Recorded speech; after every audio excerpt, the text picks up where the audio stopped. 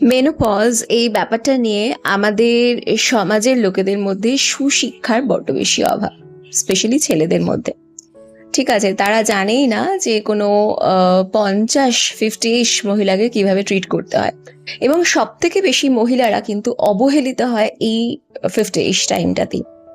তাই যারা 50 তারা কি করবেন, তারা সবার প্রথমে নিজের উপরে ইনভেস্ট করা শুরু করুন, যেটা এতদিন অবধি করেননি। ভালো খান, মানে হেলদি ডায়েট এই সময় ভীষণ ইম্পর্টেন্ট। ডায়েটিশিয়ানকে দেখান, জিম, যোগা, সুইমিং, যে কোনো এক্সারসাইজ আপনি করুন।